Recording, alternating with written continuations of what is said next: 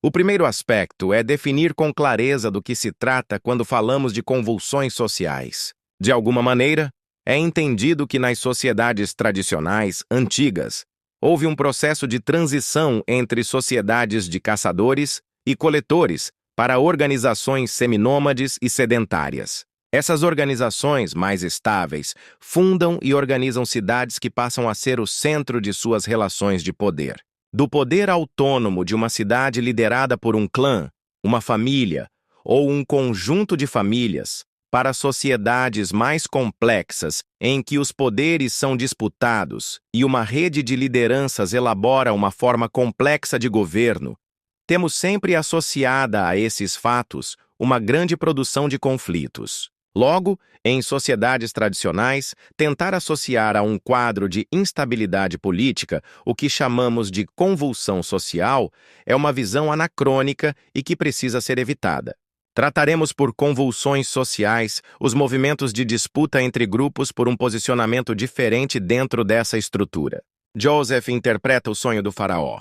Quando a história bíblica de José é contada, é apresentado que ele cai nas graças do faraó por interpretar um sonho que permite ao líder político se preparar melhor para os anos de estiagem. Em um modelo também conhecido como modo de produção asiático, é função do governo garantir recursos para momentos de crise, evitando que as convulsões sociais se tornem conflitos conflagrados e que gerem a possibilidade de perda de sua situação de comando.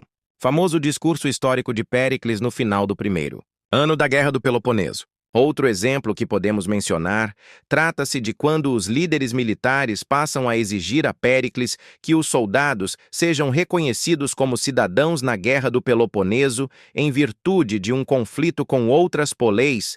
É gerada uma convulsão social que precisa ser mediada e foi negociada pelo líder político ateniense à frente das decisões políticas durante o conflito. Então, movimentações de disputas de maior ou menor grau geradas por pressões militares, por fome, por fenômenos naturais, são um desafio dos governantes palacianos, citadinos, faraônicos ou políades. As consequências dessas convulsões que acontecem em meio a conflitos podem ser diversas, como supressão e substituição do poder político, negociações, massacres e todas elas geram necessariamente novas consequências e processos. Cabe ao analista da história estar atento e perceber esse movimento.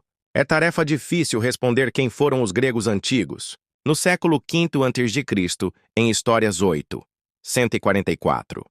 Heródoto de Alicarnasso sugeriu alguns critérios.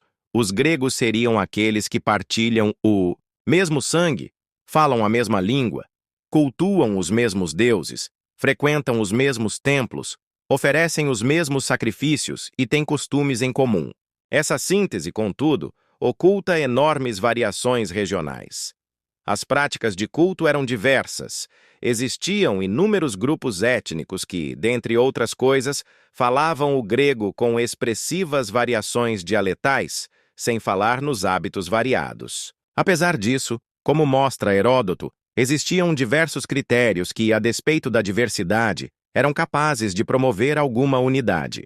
A língua grega era, sem dúvida, fator decisivo de promoção da unidade, mas a relação com o espaço, com as formas de urbanização, as escolhas estéticas e padrões arquitetônicos também funcionavam como elementos que garantiam coesão social.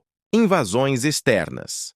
Baixa demográfica, diminuição das redes de produção e comércio, foram fenômenos que ajudaram a caracterizar as trevas com que se denominou o período.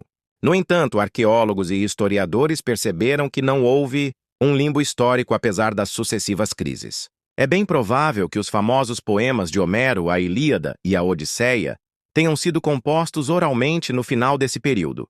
A formação das poleis marcou não apenas o período seguinte, conhecido como período arcaico sec, veias ao século a.C., mas toda a história da Grécia Antiga. Um movimento de expansão das comunidades de língua grega pelo mar Mediterrâneo permitiu que novas cidades fossem fundadas. Politicamente, a noção de cidadania começa a se estabelecer.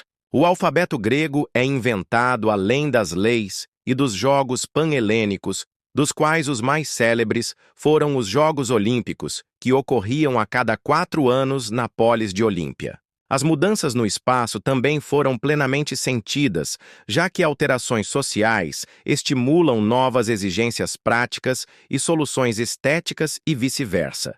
O período que mais recebe atenção dos especialistas, no entanto, é o chamado período clássico SEC. V ao IV a.C., foi a época em que a polis de Atenas se fez a mais famosa do mundo grego. Trata-se da época imediatamente posterior às chamadas Guerras Médicas, que opuseram as cidades gregas ao poderoso Império Persa, primeiramente liderados pelo rei Dário e, em seguida, por seu filho Xerxes. Os navios de guerra atenienses foram decisivos para garantir a resistência grega, garantindo a essa cidade particular liderança sobre as demais.